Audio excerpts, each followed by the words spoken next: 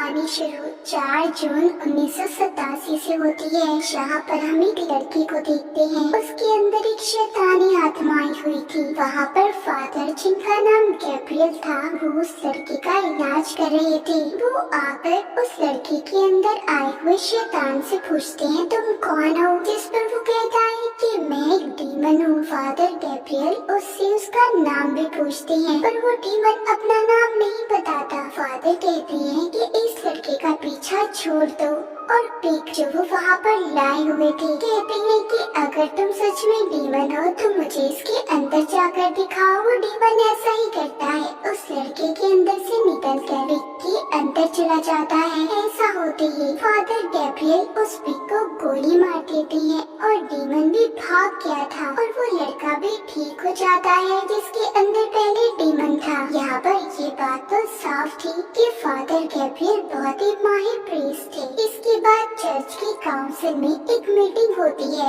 जिसमें father Gabriel को बुलाया गया था। वहाँ पर सभी फादर गैब्रियल से पूछते हैं कि 4 जून को तुमने उस लड़की का एक्सॉर्सिज्म क्यों किया, उसके अंदर से डीमन को क्यों निकाला, जबकि तुमने किसी की इजाजत भी नहीं ली थी। ये सब उसी एक्सॉर्सिज्म की बात कर रहे थे जो हमने अभी कहानी के शुरू में देखा था। फादर सबसे कहती है वो दरअसल कोई एक्सॉर्सिज्म नहीं था, बल्कि उस लड़की को दिमागी बीमारी थी। वो ऐसा समझ रहा था कि उसके अंदर डीमन का असर है, पर ऐसा कुछ नहीं था। यहीं पर मीटिंग में एक फादर कहती है कि जरूरी नहीं हर इंसान के अंदर डीमन हो। हमारे पास जो भी केसेस आते हैं वो ज्यादातर दिमागी बीमारी के बारे में होते हैं। बस कुछ ही केस ऐसे होते हैं जिनमें हमें डीमंस का सामना करना पड़ता है। यहाँ पर फादर गैब्रियल उसकी बात सुनकर गुस्से में आ गई थी। वो कहती है तुम आखिर चाहते क्या हो? तुम यही चाहते हो कि मैं अपने ओहदे से हट जाऊं? वो कहती है इस तरह की बात करके तुम सभी फादर्स की पोजीशन को खत्म करना चाहते हो। तभी यहाँ पर एक फादर गैब्रियल के केस में मरी हुई एक लड़की का जिक्र करता है। गैब्रियल को इस बात पर और ज्यादा गुस्सा आ गया था। वो इस मीटिंग को छोड़कर चले जाते हैं। इसके बाद अगले सीन में हम एक लड़की जूलिया को देखते हैं जो अपने छोटे बेटे और बेटी के साथ अमेरिका से स्पेन आ रही थी। असल में 1 साल पहले जूलिया के हस्बैंड की मौत एक कार एक्सीडेंट में हो गई, जिसमें उसका छोटा बेटा भी उस वक्त अपने डैड के साथ था। जूलिया का बेटा हेनरी उस एक्सीडेंट में तो बच गया, मगर उसके हस्बैंड की मौत हो गई। उस वक्त से हेनरी ने बोलना बंद कर दिया था, वो बोलता ही नहीं था। अब क्योंकि इनका कमाई का कोई जरिया नहीं था, तो इसलिए जूलिया अपने हस्बैंड के खानदानी घर की मुरम्मत करवाकर उसे बेचने आई थी, ताकि उसे बेचकर इन्हें पैसे मिल जाए। इसलिए कुछ दिन के लिए इन्हें यहीं पर रहना था। पर यहाँ पर जूलिया की बेटी को बिल्कुल अच्छा नहीं लगता, क्योंकि वो यहाँ पर रहना ही नहीं चाहती थी। अब जब जूलिया अपने घर में आई थी तो यहाँ पर इसकी मुलाकात एक फादर एस्टेबल से होती है, जो कि इस घर का ख्याल रखा करते थे। वो उससे कहते हैं कि अगर कोई भी जरूरत हुई तो आप मुझे बुला सकती हैं। यहाँ पर जूलिया की बेटी चारों तरफ जब देख रही थी तो उसे दीवार पर एक सिंबल निशान नजर आता है, जो कि एक बड़े चर्च का था। तभी उस दीवार में दरार आने लगी थी, जिससे जूलिया की बेटी डर जाती है और वहाँ से चली गई थी। अब ऐसा ही निशान वहाँ पर इनके घर में जो वर्कर्स काम कर रहे थे उनमें से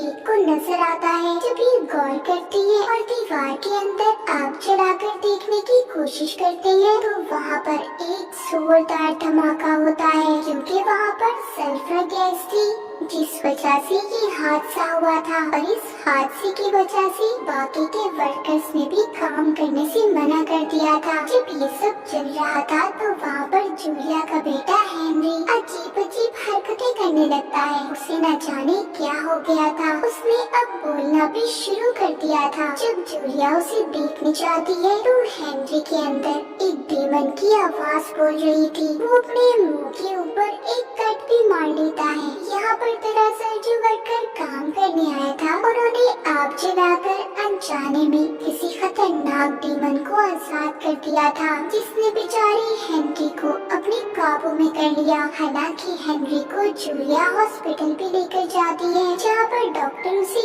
ये बताते हैं कि वो बस अपने डैड की मौत के सदमे में है, इसीलिए उसे दिमागी डॉक्टर की जरूरत है। डॉक्टर जूलिया को एक इंजेक्शन भी देती है और कहती है कि हेनरी अगर काबू से बाहर हो तो तुम उसे ये इंजेक्शन लगा देना, जिससे वो बेहोश हो जाएगा। जूलिया को डॉक्टर की बातों पर यकीन नहीं आ रहा था, इसीलिए वो मदद के लिए फादर एस्क्यूबेल के पास जाती है। फादर जैसे ही हेनरी को देखने अंदर जाती है तो उसके अंदर का डीमन फादर को उठाकर बाहर फेंक देता है। अगले सीन में हम फादर गैब्रियल के साथ उनकी हेड को देखते हैं। हेड फादर गैब्रियल को स्पेन जाने का कह रहे थे। हेड उसे हेनरी के बारे में बताते हैं, कहती है कि यहाँ पर एक फैमिली है जिसे तुम्हारी मदद की जरूरत है, और उस जगह की वजह से चर्च ने भी बहुत मुसीबतों को देखा है, इसीलिए तुम्हें जाकर उस बच्चे को बचाना होगा। उसके अंदर बहुत ही खतरनाक डीमन है, तुम जो भी करना सोच समझ कर करना। फादर गैब्रियल अब अपनी हेड के कहने पर जूलिया के घर पर पहुंच जाते हैं, पर वो इस बात पर हैरान थी कि हेनरी के अंदर जो डीमन है उसने चर्च का क्या नुकसान किया था। फादर गैब्रियल अब जूलिया से कहते हैं कि मैं हेनरी को देखना चाहता हूँ। जब ये उसके पास जाते हैं तो हेनरी के अंदर का डीमन उन्हें देखकर हंसने लगता है और कहता है आ जाओ, मैंने तुम्हें यहाँ पर बुलाना था। फादर गैब्रियल तभी उसे एक निशान दिखाते हैं, जिससे हम हेनरी की आंखों में डीमन की आंखों को भी देख पा रहे थे। जब वो उससे उसका नाम पूछते हैं तो डीमन अपना नाम बताने से मना कर देता है। दरअसल यहाँ पर किसी भी डीमन का नाम पता चल जाए तो एक्सॉर्सिज्म जादू करना आसान हो जाता है, इसलिए जल्दी डीमन काबू में आ सकता था। यहाँ पर हेनरी के अंदर का डीमन गैब्रियल को डरपोक फायर बुलाता है। दरअसल गैब्रियल पहले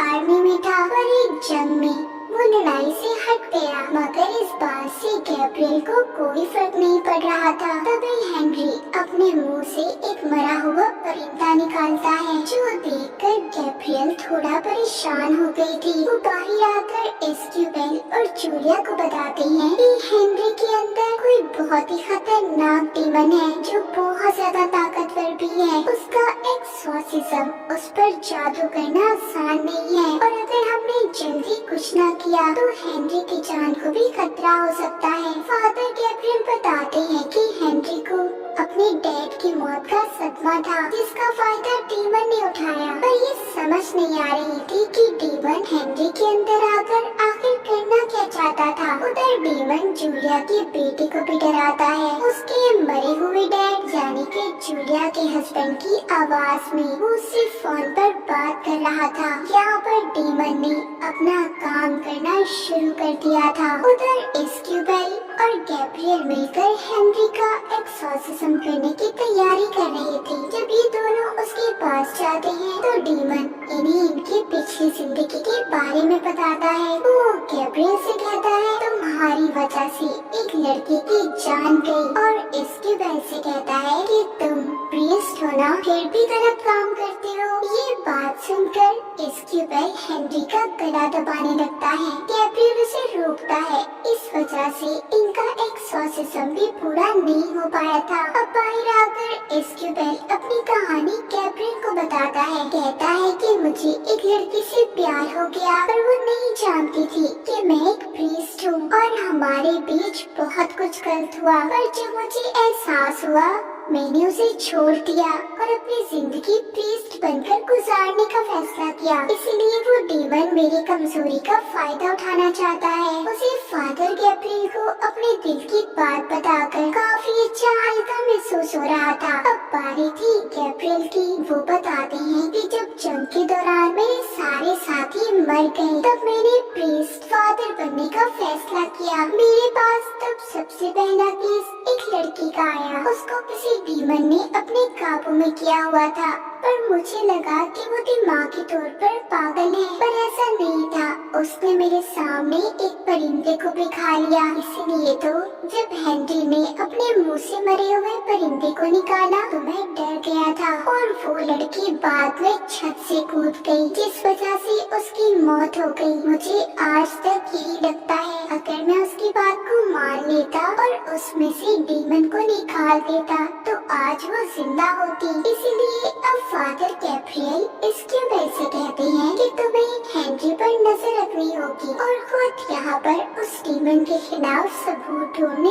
चले जाते हैं, जहाँ पर उन्हें इसी घर में एक कुआं मिलता है जिसके ऊपर चर्च के निशान की सील लगी हुई थी, जिसको हटाने से फादर गैब्रियल को बहुत सारे कंकाल ढांचे नजर आते हैं। उधर दूसरी तरफ हम चर्च में गैब्रियल के हेड को देखते हैं, जो बैठी एक किताब को पढ़ रही थी, जिसे पढ़कर उन्हें ये बात पता चलती है कि वहाँ पर जो डीमन है वो बहुत ताकतवर है। वो एक ही वक्त में बहुत सारे लोगों को पोसेस्ड अपने काबू में कर सकता है। इसी किताब को पढ़ते हुए हेड की तबीयत भी खराब हो रही थी। उधर हेनरी के अंदर का डीमन, जो कि एस्क्यूबेल को चालाकी से अपनी मदद के लिए बुलाता है, जब वो उसके पास जाता है तो उसने उसका कान काट लिया था। साथ ही वो जूलिया के बेटे को भी दूर फेंकता है और जूलिया को बेड पर फेंककर उसका गला घोटने लगता है। जब इन सब के बारे में गैब्रियल को पता चला तो वो वहाँ पर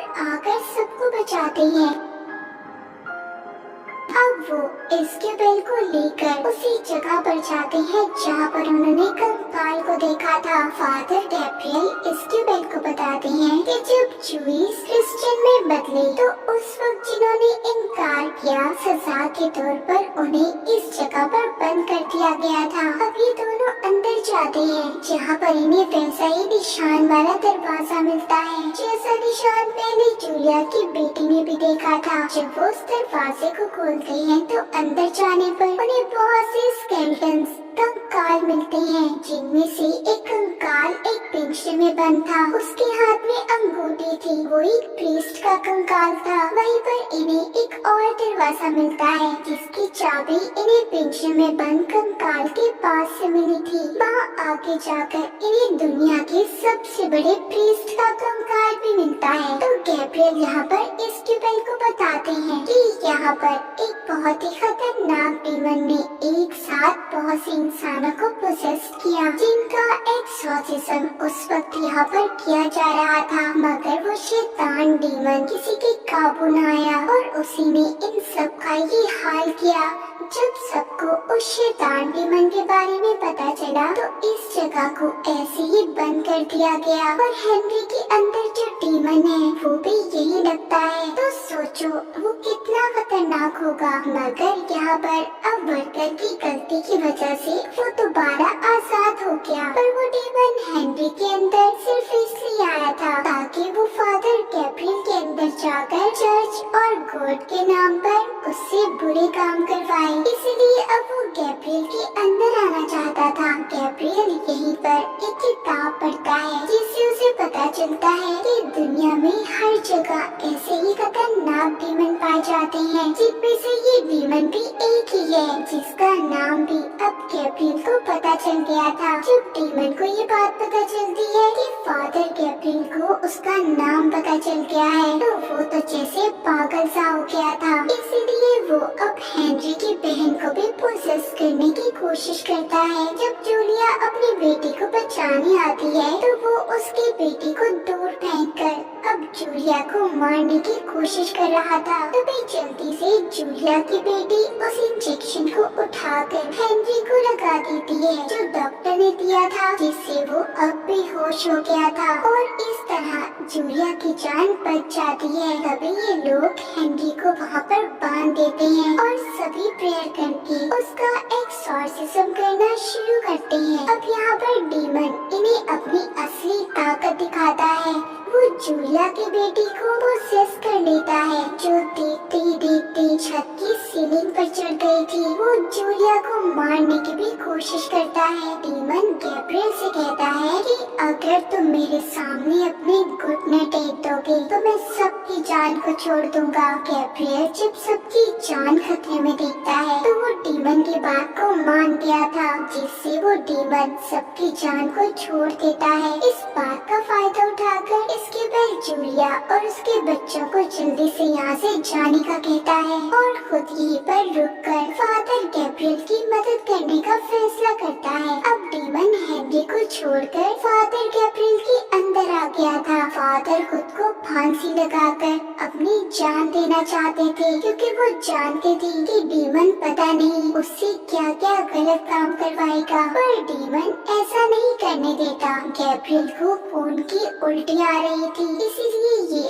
अब उसी एक्सॉर्सिज्म वाली जगह पर जाकर खुद को जलाकर मारने की कोशिश करते हैं। इसी बीच इस्क्यूबेल भी वहाँ पर पहुँच गया था, जो मंत्र पढ़कर एक्सॉर्सिज्म को शुरू करता है। पर तभी उधर डीमन उसके सामने उसी लड़की को ले आता है जिससे इस्क्यूबेल प्यार करता था। वो लड़की फोन में नहाई हुई थी, वो उसे मारना शुरू कर देती है। उधर दूसरी तरफ गैब्रियल के सामने भी डीमन उसी लड़की को लाकर खड़ा कर देता है, जिसकी गैब्रियल की वजह से मौत हुई थी। इस्क्यूबेल यहाँ पर उस लड़की के सर पर जब क्रॉस का निशान रखता है, जिससे उसका जिस्म फट गया था, अभी गैब्रियल को भी देता है। इस तरह वो लड़की भी गैब्रियल से दूर हो गई थी, जिसके बाद दोनों इस्क्यूबेल और गैब्रियल मिलकर एक्सॉर्सिज्म को शुरू करते हैं और उस डीमन को उन्होंने हेल यानी कि नर्क में भेज दिया था। वहीं पर गैब्रियल की हेड की तबीयत भी ठीक हो गई थी। वो अब दोनों को बुलाकर शाबाशी देते हैं। तभी वहाँ पर एक और फादर आते हैं, जो बताते हैं कि अभी भी 199 जगह ऐसी हैं जहाँ पर ये शैतानी डीमन पाए जाते हैं। तुम्हें जाकर इन्हें खत्म करना होगा। और इसी के साथ ही कहानी यहीं पर खत्म हो जाती है।